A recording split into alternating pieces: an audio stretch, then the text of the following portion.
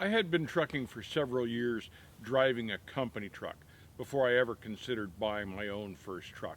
So I had a pretty good idea from all those years of company driving what was important in a truck, how to buy a truck, spec a truck, and how to take care of the truck because it was extremely important.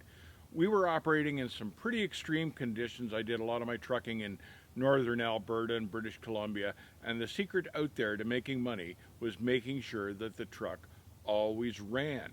And because of these extreme conditions, it meant maintaining these trucks meticulously because you needed them to go the next day or you didn't make any money.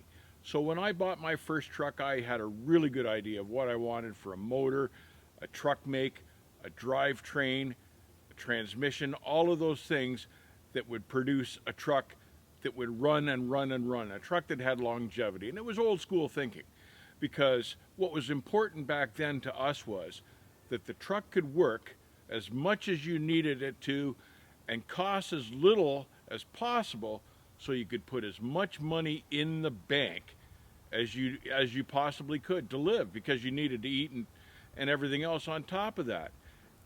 And I saw a lot of guys that had really high truck payments back then that they would get into their third year of operating the truck and the truck would need new drive tires and they hadn't been able to bank enough money to be able to buy new drive tires, and they went out of business in their third year because they hadn't been able to properly plan and control their business as a new owner operator. Now, it's no secret that I'm not a big fan of these lease operating programs to become an owner operator today. And one of my biggest problems with that is because the guy leasing the truck that intends to be an owner operator has no control over his future as a business. The company controls everything. The guy leasing the truck doesn't control anything.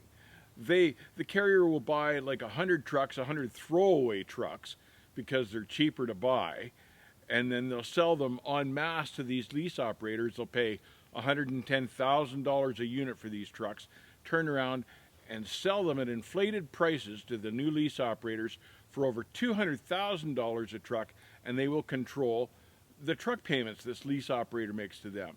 So all sorts of times you've got these lease operators with huge truck payments that cannot afford to bank for a rainy day or for maintenance or even to be able to eat when they get into later years when the truck starts costing them money. And if the truck is maintained by the carrier, as it often is, they control the maintenance and the maintenance schedule as well.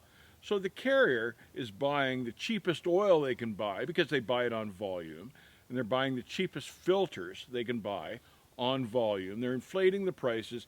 God knows what they're buying for oil and filters, and they're putting it into these trucks that need to be able to last 7 years because that's how long the guy's truck payments are for. Only they don't last the 7 years they need to.